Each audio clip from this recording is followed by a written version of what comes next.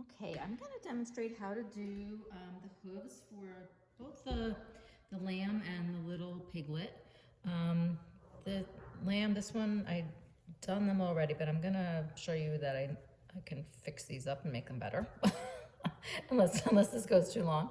So I'm going to demonstrate. I also gave you both this salmon pink color or like a beige for the hooves, but I'm going to do it in the pink because it'll just show up better for video. But they both look cute. So when we're doing the hoofs, it's I don't know if we've done this before the eyes, but it's very similar. It's the technique where what you want to do is be making the outline of what you're adding very precise. So I'm going to start, you could either start with the edge of the hoof, which I'm going to do now, and make this straight line. And what you want to do to make really precise, smooth outlines with color is to angle the needle very slightly toward the color that you're adding, and just go really slowly across the line that you're making. And it'll just be much neater than if you just poke straight in. Okay, then we want to make this, I'm going to pull a little bit of this wool off. We want to continue that line around the edge of this hoof. And I'm just doing the outline first before I tack all the wool in all over. And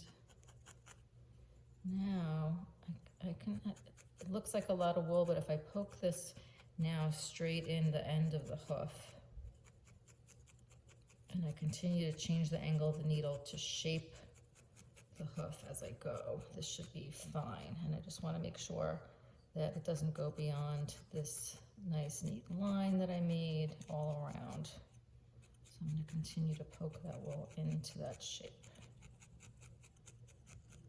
Now, if that looked over, I'm going to do one more where I use a little less wool so you can maybe see what I'm doing better. You might want to, I usually do put like a nice poof there so that I'm adding not only the color but a little bit of dimension to this hoof at the same time.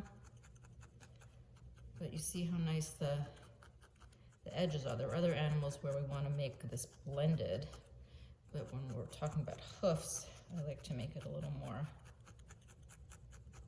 distinct, although honestly it doesn't have to be, but that's how I'm teaching you to do it. And then I'm trying to show you, I think it's because I had other hoofs on here that I pulled off, but this looks like a little pink missing right here. I'm just going to add the pink, and I can do the same thing. I'm going to angle toward the color that I'm adding, which is now the lighter pink. And just tack that all down. And you want to get it poked in all over.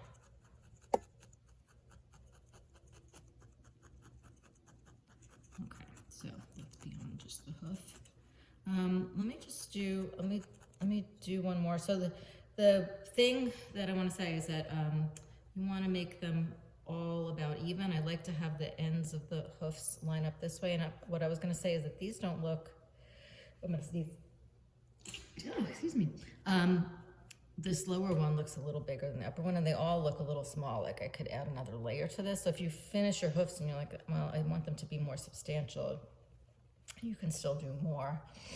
So let me just show that. I'm gonna put a little more wool on there. I'm gonna still use the same line at the back, and assuming, unless this wasn't, because these two do look like they're lined up at least vertically. And then I'm going to tack it all around. We got a little pink in there. Pull that out. If you're trying to pull out wool, like stray fibers of the wrong color, use your fingers or like tweezers or some other tool, not your needle, because you can easily snap a needle if you're yanking at wool with it. It's not made for that. Okay, so going all around the edge again, and then I want the front of this hoof to be a little flatter, so then I am poking straight down. Okay, and I want to get all those fibers poked in there nicely. Okay, now you can see that this one looks a little bigger than that one, so I'd want to add wool to the lower one too and do the same thing. And they don't have to be perfect, they don't have to all be the same, but you can, I say this so many times, but you can always build something up by adding more wool, and you can make something smaller by continuing to felt it down. So by a combination of adding little wool here and there and poking down more other areas, you can usually get things approximately even without spending too much time. Okay, so I think those two look better, and then I would do the same thing on the other side. I'll do one more here, and then I want to show you that you can make the cloven hoof. I don't usually do it with the sheep because they're just simple, and you don't see it as well in the black anyway. But I'm going to show you how to do. Again, do this side because it's probably harder for me to show the other side anyway. Well, then maybe. I don't know. Okay, so I decided to use a little less wool, so it would be a little easier to see. And like I said, I like to have these upper and lower line up, so I could actually mark this line where I'm going to want this to go. And I could already see, and it's okay if the bottoms are bigger than the tops as long as you do the same on both sides. So I can start, instead of starting with that line that I made, I could start around the edge here. And I'm still angling my needle toward the color that I'm adding, in this case toward the salmon pink. And I'm going around. So with less wool, you can see a little better what you're doing. I'm used to just seeing past the fibers to where I'm going, but you can really use less wool and have an unobstructed view of what you're doing. So again, now I'm doing the line, the vertical line, and then you see that's all still poofy because all I did was the exterior. So now I'm gonna poke all around, and you want to keep changing the angle of the needle to reinforce this shape that you already made.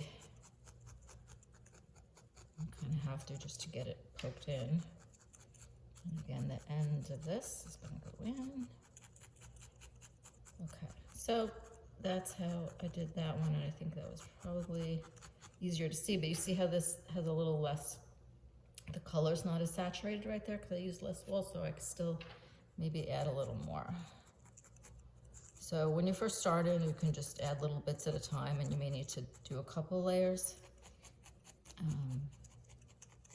But you could see as you get more used to it, the way I did the first one was that there was more wool and it made a thicker layer. Okay, so I'm gonna do the grooves in the hoofs now, like the cloven part.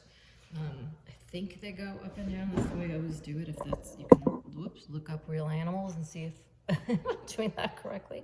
And of course I would do the other two, but I try to make these videos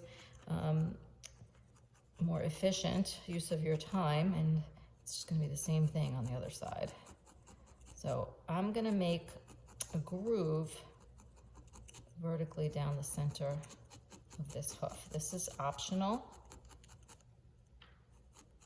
and I'm just showing you how I do it. I'm just gonna go over and over. This is the kind of thing, if you like changing out needles and using different needles for different things, you could use your thicker needle, like the blue 36 gauge needle, or whoops, an orange 38 gauge needle would be a little heavier.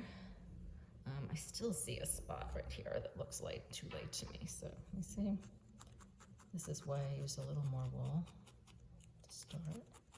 But you can always fix stuff. Never too late to patch up the spot.